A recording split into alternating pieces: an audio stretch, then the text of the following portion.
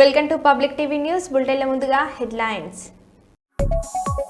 కంటతడి పెట్టుకున్న మంత్రి కొండ సురేఖ.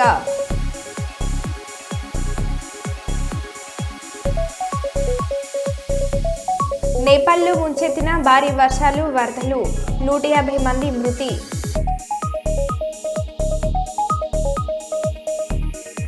ఆరోగ్యం పట్ల ప్రతి ఒక్కరూ దృష్టి పెట్టాలన్న కర్నూలు ఎంపీ బస్తిపాటి నాగరాజు.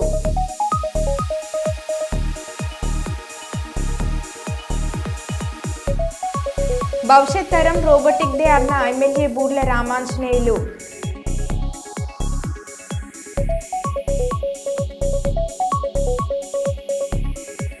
భవానీ దీక్ష స్వీకరించిన కేంద్ర మంత్రి బండి సంజయ్.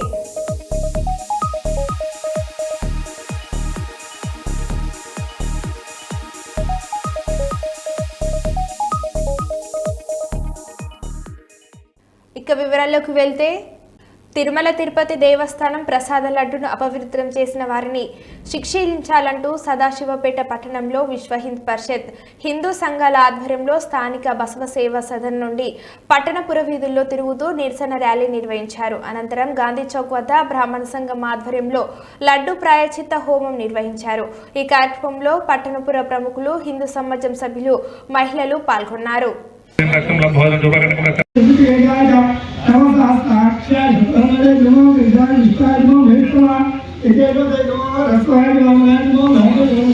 కబ్జాదారుల నుంచి తమను కాపాడాలని బాధితులు కర్నూలు కలెక్టరేట్ కార్యాలయం ముందు ధర్నా చేశారు. కల్లూరు పరిధిలోని survey number 227/A3 Asif Nagar లో ఫ్లాట్లు కబ్జాకు గురైందని ఫ్లాట్ల యజమానులు ధర్నా చేశారు. ఆసిఫ్ నగర్ లో మొత్తం 114 ఫ్లాట్లు ఉన్నాయని, వాటిని 2011 సంవత్సరంలో వెంచర్ చేయగా కొనుగోలు చేశామని వారు తెలిపారు. గత 6 రోజుల క్రితం కొందరు వ్యక్తులు వచ్చి ఫ్లాట్లకు సంబంధించిన రాళ్లను తొలగించి ఎవరిని లోపలికి రానివ్వడం లేదని వారు తెలిపారు. ఈ సంఘటనకు సంబంధించి స్పందనలో జిల్లా కలెక్టర్ కు వినతి పత్రం ఇచ్చామని వారు తెలిపారు. తమ ఫ్లాట్లను తమకే చెల్లించాలని వారు కోరారు.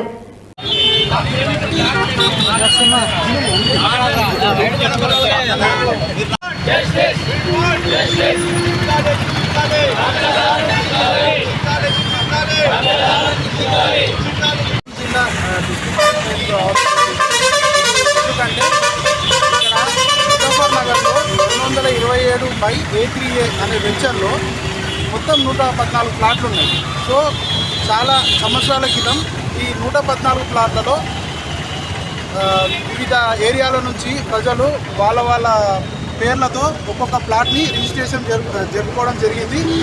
ఇప్పుడు జరిగింది ఏంటంటే వాళ్ళ ప్లాట్ మెంబర్స్ ఎవరైతే పర్చేజ్ చేశారో, రిజిస్ట్రేషన్ చేసుకున్నారో వాళ్ళ ప్లాట్ని తనిఖీ చేసుకోవడానికి వచ్చినప్పుడు సడన్గా తెలిసిన విషయం ఏంటంటే ఆ ల్యాండ్లో ఆ ప్లాట్ నెంబర్కి సంబంధించిన ఏ రాయి కూడా లేకపోవడం గమనించి తెలుసుకున్నది ఏంటంటే ఆ వెంచర్లో ఉన్న ప్రతి ప్లాటు కబ్జాకి గురవడం జరిగింది. మేము తెలుసుకున్న విషయం ఎవరు కబ్జా చేసిరని తెలుసుకోవడం జరిగిందంటే, ఇంతకుముందు స్థలం యొక్క పట్టాదారులు ఎవరైతే ఉన్నారో దాంట్లో ఒక మెంబర్, అతని పేరు వచ్చేసి సయ్యద్ మియా, వాళ్ళ వారసులు అయిన సయ్యద్ బాషా, అబ్దుల్ కుషూర్, సయ్యద్ నూర్ బాషా, వీళ్ళు దాన్ని ఇప్పుడు వచ్చి కబ్జా మాది, ఇది మాకు తెలియకుండా ఇంతకుముందు వసంత నర్సిరెడ్డి వాళ్లకు వీళ్ళు ప్లాట్లు ఇవ్వడం జరిగింది. ఏమని వెంచర్ని ఇవ్వడం జరిగింది. దీంట్లో ఉన్న ప్లాట్లను మీరు క్రియేట్ చేసి మీరు అమ్ముకోవచ్చు అని చెప్పి వాళ్ళ దగ్గర పక్కా డాక్యుమెంట్ మా దగ్గర ఉంది అది. సో ఇప్పుడు వాళ్ళు ఏం చెప్తారంటే వాళ్ళకి మేము అమ్మలేదు, వాళ్ళకి మేము జస్ట్ అగ్రిమెంట్ చేసుకున్నాము అని చెప్పి 10 సంవత్సరాలు అది ఇప్పుడు తీసుకొచ్చి ఇప్పుడు మేము వాళ్ళకి ఏం అగ్రిమెంట్ చేయలేదు, ఈ ప్లాట్ మీకు చెల్లదు, ఈ ప్లాట్ మాకు సంబంధం లేదు, ఇది మాది అని చెప్పి వాళ్ళ వారసులు వచ్చి కబ్జా చేయడం జరిగింది.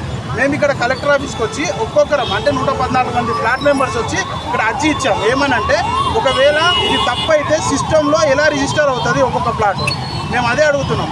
ఇప్పుడు రిజిస్ట్రేషన్ అంటే సిస్టమ్ తప్ప, లేకపోతే అక్కడ ఎవరన్నా కుమ్మక్కై పైసలు తీసుకొని రిజిస్ట్రేషన్ జరిగిందా, లాస్ట్ ప్రభుత్వంలో ఏం జరిగిందో మాకు తెలియదు, కానీ ఖర్చు అయితే జరిగిందనే విషయం తెలిసింది. ఇప్పుడు మేము అక్కడికి వెళ్తే మా మీద కూడా కేసులు పెట్టడానికి వాళ్ళు రెడీగా ఉన్నారు. అది అందరూ కలిసి మీడియా సమక్షంలో ఈ 114 మంది ప్లాట్ మెంబర్స్ అందరూ, అంటే ఇక్కడ అంతమంది లేరు, ఒక 20 మంది మినిమం ఉన్నారు. ఒక్కొక్కరికి ఒక్కొక్క ప్లాటు, ఒకరికి 2 ప్లాట్లు, ఇంకొకరికి 4 ప్లాట్లు ఉన్నాయి. వీళ్ళందరూ ఏం అడుగుతున్నారంటే మాకు న్యాయం కావాలి. ఎందుకనంటే ఇది రిజిస్ట్రేషన్ అంటే మీనింగ్ ఏంది? ఆ రెవెన్యూ డిపార్ట్మెంట్ వాళ్ళు, వెంచర్ వాళ్ళు అన్ని కరెక్ట్గా ఉంటేనే రిజిస్ట్రేషన్ చేస్తారు. ఇప్పుడు కలెక్టర్కి వెళ్ళి అడిగితే ఏమంటున్నారంటే ఇది కోర్టులో ఉంది కాబట్టి మీరు తేల్చుకోండి. నేను కలెక్టర్ అమ్మకి ఏం అడిగానంటే గోదార్ఖని 1 టౌన్ పోలీస్ స్టేషన్లో గంజాయి నిందితులని అరెస్ట్ చేసిన నేపథ్యంలో సోమవారం పాత్రికేయులకు గంజాయి నిందితులని అరెస్టుని చూపించారు. ఈ సందర్భంగా ఏసీపీ మాట్లాడుతూ ఏప్రిల్ నెలలో గంజాయి విక్రయిస్తున్న బీరనేని అభిలాష్ ఆలియస్ చంటి అన్వర్ చిక్కడు రాహుల్లను అడ్డగుంటపల్లి వద్ద పట్టుకోగా మరో వ్యక్తి తాండ్రా అవినాష్ పరారీలో ఉండటం జరిగిందని, అతన్ని గోదార్ఖని పోలీసులు పట్టుకుని అరెస్ట్ చేసి అతని వద్ద నుండి 5 కిలోల గంజాయిని బైక్ స్వాధీనం చేసుకున్నామని తెలిపారు. అనంతరం గంజాయిని రవాణా చేస్తున్న వ్యక్తిని చాకచక్యంగా పట్టుకున్న గోదార్ఖని 1 టౌన్ సిఐ ఇంద్రసేనారెడ్డి, సిబ్బంది భూమయ్య, హేమసుందర్, శ్రీనివాస్, రమేష్, వెంకటేష్లను ఏసీపీ నగదు రివార్డులు అందించి అభినందించారు. అలాగే Godavarikhani 1 town police station receptionist Venkatalakshmi రాష్ట్ర వ్యాప్తంగా 749 మంది రిసెప్షనిస్టులు 4వ స్థానంలో నిలవడం పట్ల అభినందిస్తూ ACP M Ramesh, CI Indrasenareddy, ఎస్ఐలు, సిబ్బంది అభినందించారు. డీజీ గారి నుంచి అవార్డు పొందిన అమ్మాయిని కూడా ఈ సందర్భంగా అభినందిస్తున్నాము.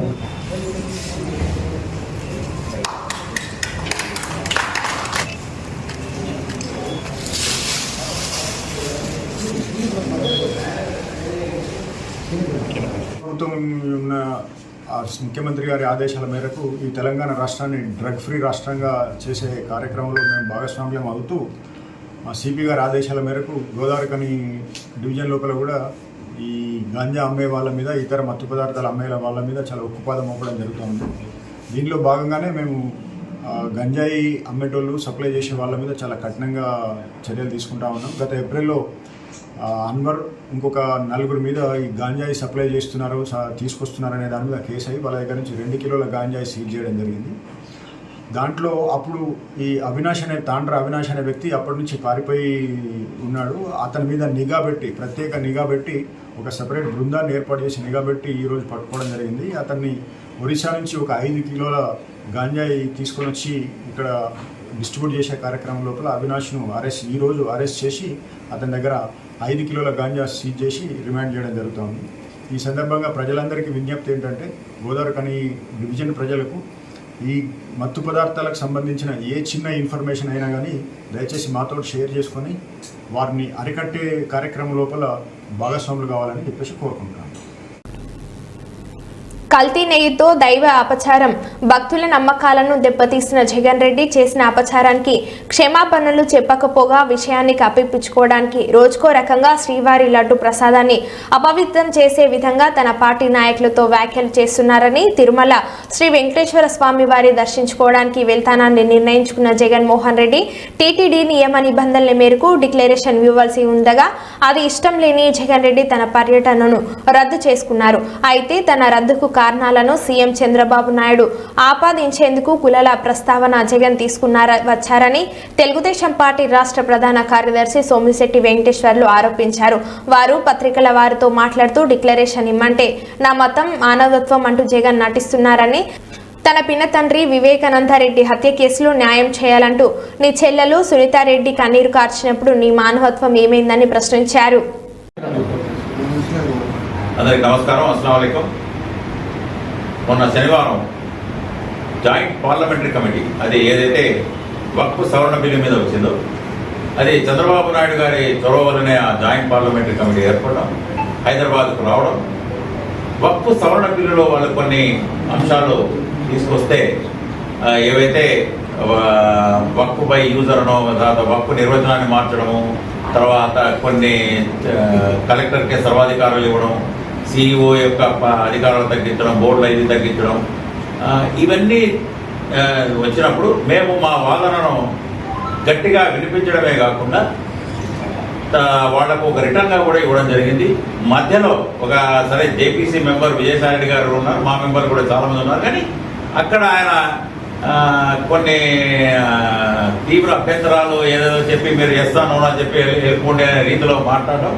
తర్వాత ఇప్పుడు మొన్న కూడా హఫీజ్ ఖాన్ గారు మేము చాలా ఇదిగా చెప్పామని, మేము ఎందుకు అంటే అభ్యంతరాలు లేవనెత్తి ఈ అంశాలు మంచివి కావు, వక్ఫ్ నిజంగా ఏదైతే ఉద్దేశంతో మీరు మంచి చేయాలనే ఉద్దేశంతో మీరు తేవాలని కేంద్ర ప్రభుత్వం ఏదైతే అనుకుంటుందో అని రిజుగా చెప్పినా పాస్మాందా ముస్లింస్, పేద ముస్లింస్ ఇది మంచి చేయవు. ఇందులో చాలా అంశాలు వల్ల ముస్లిం ఆస్తులు, వక్ఫ్ ఆస్తులు కాపాడబడవు, దీనివల్ల ముస్లింలకు మంచి జరగదు అనే అంశాన్ని ఖచ్చితంగా వాళ్ళకి చెప్పడమే కాకుండా రిటర్న్గా ఇవ్వడం జరిగింది. ఇందులో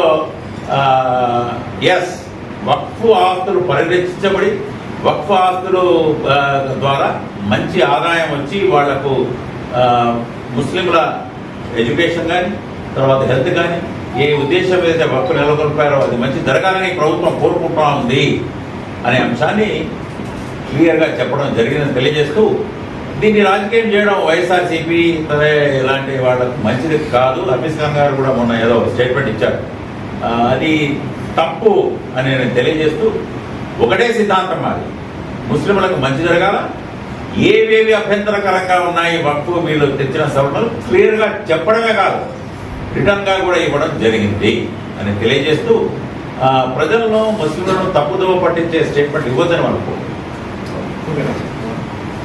ప్రతి నియోజకవర్గంలో young India integrated residential schools ప్రతి నియోజకవర్గంలో 20 నుంచి 25 ఎకరాల్లో క్యాంపస్లు ఏర్పాటు చేస్తామన్న సీఎం రేవంత్ రెడ్డి. ఈరోజు మా ప్రభుత్వము integrated residential schools, young India integrated residential schools ప్రతి కాన్స్టిట్యున్సీకి 20 నుంచి 25 ఎకరాలలో ఎస్సీ, ఎస్టీ, ఓబీసీ అండ్ మైనారిటీకి సంబంధించిన రెసిడెన్షియల్ స్కూల్స్కి అన్నిటి కూడా ఒక క్యాంపస్ క్రియేట్ చేసి ఒక యూనివర్సిటీ స్థాయిలో అక్కడ వసతులు, మౌలిక వసతులు కల్పించి అక్కడ ప్లే గ్రౌండ్స్ కానీ ల్యాబ్స్ కానీ వాళ్ళకు మంచి అడ్వాన్స్డ్ టెక్నాలజీతో కిచెన్ సెంటర్లు కలిపి ఒక హైజెనిక్ ఫుడ్ వాళ్లకు ఇవ్వాలి అని ఈరోజు మా ప్రభుత్వం నిర్ణయం తీసుకొని పైలట్ ప్రాజెక్ట్ కింద కొడంగల్ అండ్ మధురాలో ఆల్రెడీ పనులు ప్రారంభించడానికి అన్ని ఏర్పాట్లు చేసినాం. 100 అర్బన్ హైదరాబాద్ 19 నియోజకవర్గాలను పక్కన పెడితే దాదాపుగా గ్రామీణ ప్రాంతాలలో ఉన్న 100 శాసనసభ నియోజకవర్గాలల్లో ఈ యంగ్ ఇండియా ఇంటిగ్రేటెడ్ రెసిడెన్షియల్ స్కూల్స్ని పూర్తి స్థాయిలో వాటిని అభివృద్ధి చేయాలన్న ఆలోచనతోని దాదాపుగా ఒక్కొక్క స్కూల్కు 100 నుంచి 125 కోట్లు, అంటే దాదాపుగా 10 నుంచి 12,500 కోట్ల రూపాయలు దానికి ఖర్చు అవ్వడానికి అవకాశం ఉంది. దానికోసం అనంతపురం నగరంలోని ఆర్డీఓ కార్యాలయం కాంపౌండ్లో ఉన్న డిఆర్డీఏ వెలుగు కార్యాలయంలో అనంతపురం రెవెన్యూ డివిజనల్ స్థాయిలో సోమవారం నిర్వహించిన ప్రజా సమస్యల పరిష్కార వేదిక కార్యక్రమంలో పాల్గొని ప్రజల నుంచి జిల్లా collector doctor Vinod Kumar IAS అర్జీలను స్వీకరించారు. జిల్లా కలెక్టర్తో పాటు ప్రజల నుంచి అర్జీలను స్వీకరించే కార్యక్రమంలో joint collector Shivanarayana Sharma, assistant collector B Vinuthna, వివిధ శాఖల జిల్లా అధికారులు తదితరులు పాల్గొన్నారు. ఈ సందర్భంగా 205 అర్జీలను ప్రజల నుంచి జిల్లా కలెక్టర్ స్వీకరించడం జరిగింది.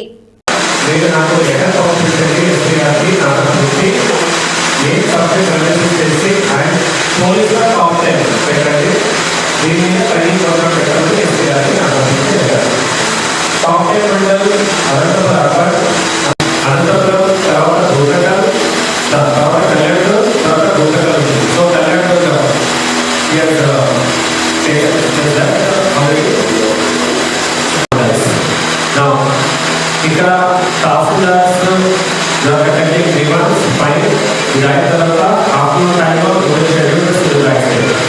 కలెక్టరేట్. మంత్రి కొండ సురేఖ కంటతడి. బీజేపీ ఎంపీ రఘునందన్ రావుతో ఉన్న ఫోటోను అసభ్యకరంగా సోషల్ మీడియాలో పెట్టిన బీఆర్ఎస్ సోషల్ మీడియా కార్యకర్త.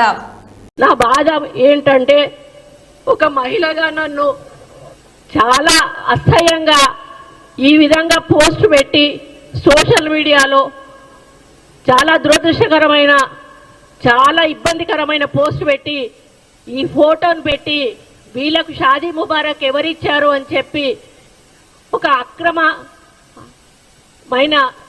మాటగా దాన్ని చిత్రీకరించి చాలా అవమానపరచడం నాకు చాలా బాధను కలిగిస్తూ ఉంది. నిన్నటి నుంచి కూడా నేను అన్నం తినలేదు, నిద్రపోలేదు.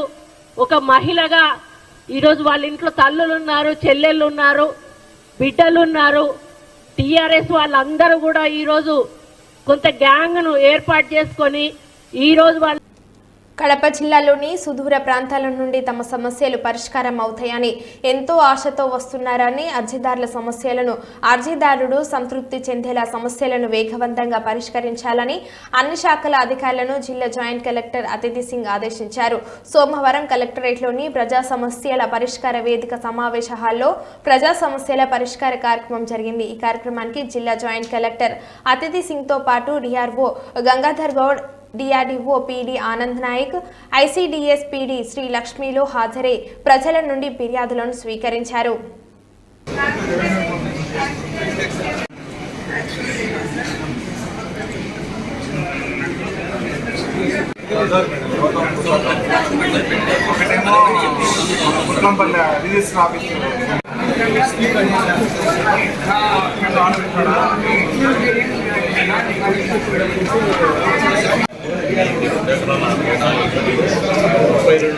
వేరే వాళ్ళు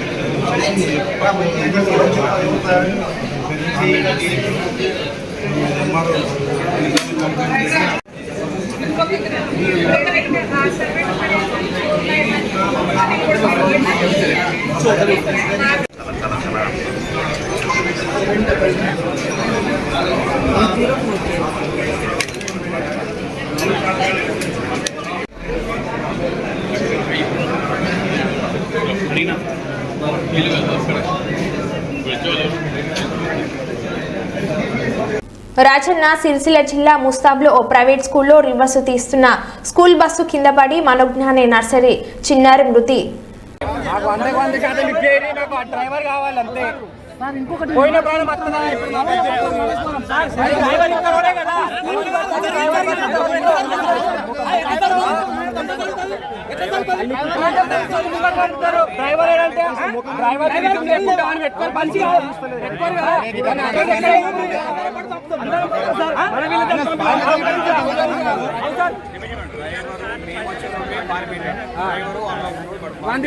చెప్పండి.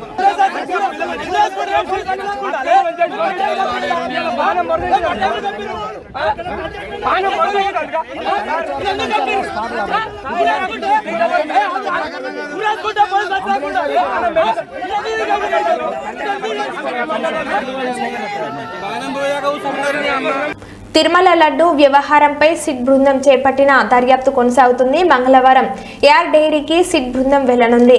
నిన్నంతా తిరుమలలోని ల్యాబ్ల వివరాలు సేకరించి ల్యాబ్లో నిబంధనలకు అనుగుణంగా టెస్టులు జరిగాయనే కోణంలో విచారణ జరుపుతున్నారు. ఈ మేరకు పోర్టు కార్మికులతో సిట్ అధికారులు విచారణ జరిపారు.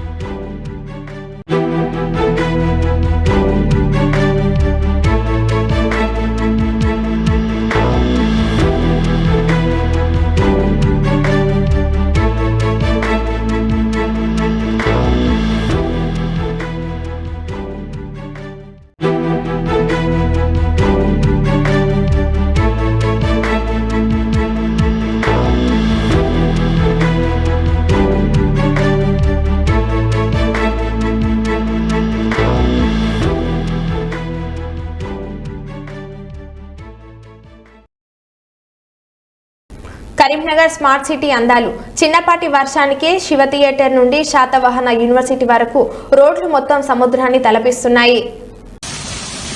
అందమైన స్మార్ట్ సిటీ చూడండి ఒకసారి. శివ థియేటర్ దగ్గర స్మార్ట్ సిటీ పేరుతో ఇంత ఘోరమా? చిన్నపాటి వర్షానికి వరదలు తలపిస్తున్న శివ థియేటర్ దగ్గర ఇదంతా.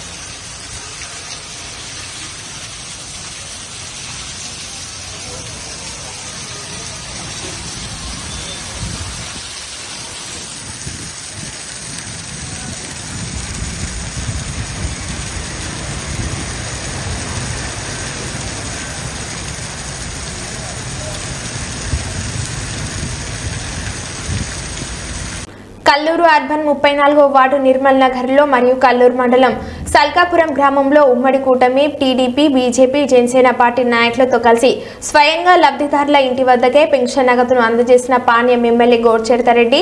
ఈ కార్యక్రమంలో మాజీ మార్కెట్ యార్డ్ చైర్మన్ పెరుగు పురుషోత్తం రెడ్డి, నంద్యాల పార్లమెంట్ మహిళా అధ్యక్షురాలు కె పార్వతమ్మ, తెలుగు యువత రాష్ట్ర ప్రధాన కార్యదర్శి ప్రభాకర్ యాదవ్, మాజీ single window president NV Ramakrishna, muslim minority అధ్యక్షుడు ఎస్ ఫిరోజ్, తెలుగు యువత అధ్యక్షులు జవ్వాచి గంగాధర్ గౌడ్, అర్బన్ నాయకులు పియు మాధన్న, డివి చంద్ర, సల్కాపురం గ్రామ నాయకులు దేవేందర్ రెడ్డి, బతుకన్న, వంశీరెడ్డి మరియు టీడీపీ బీజేపీ జనసేన పార్టీ నాయకులు, కార్యకర్తలు, సంబంధిత ప్రభుత్వ అధికారులు తదితరులు పాల్గొన్నారు.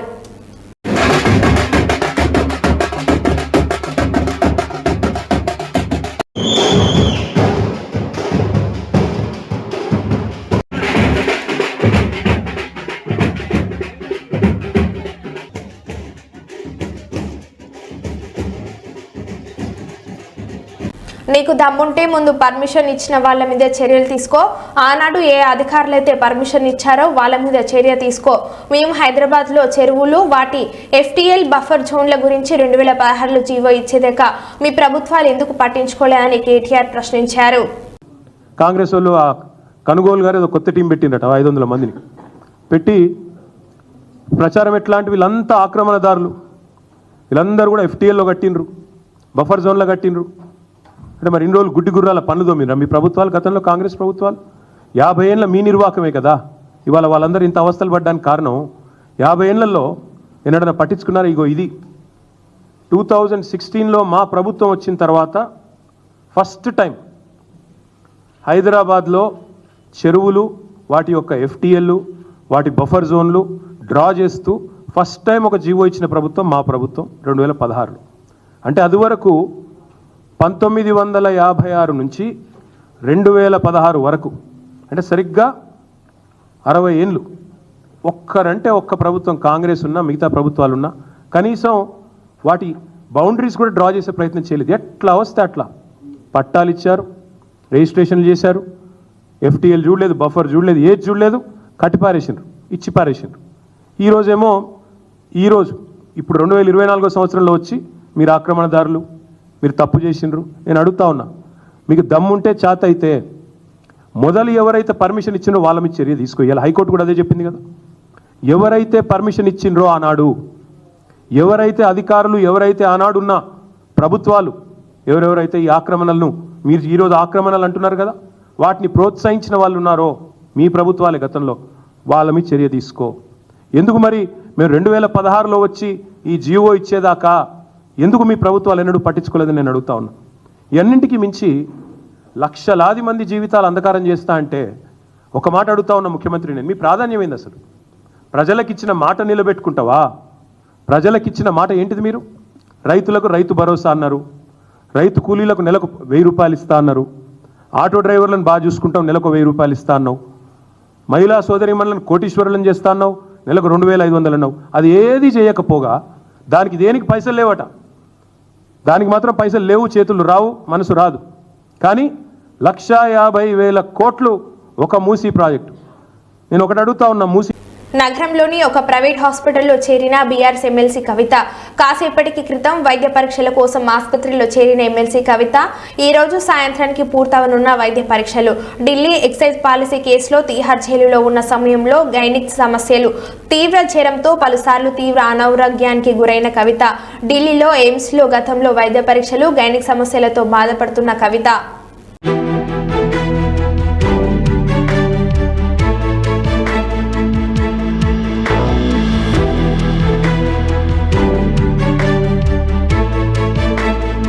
హైదరాబాద్ తెలంగాణ భవన్ వద్ద ఉద్రిక్తత. తెలంగాణ భవన్ ముట్టడికి ప్రయత్నించిన కాంగ్రెస్ శ్రేణులు మంత్రి కొండ సురేఖపై బీఆర్ఎస్ సోషల్ మీడియాలో అసభ్యకర పోస్టులు పెట్టారని ఆరోపణ.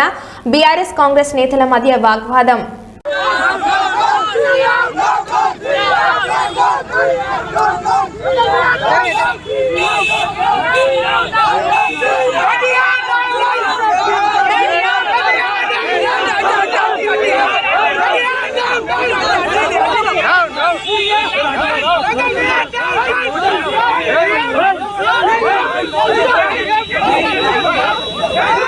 Hey!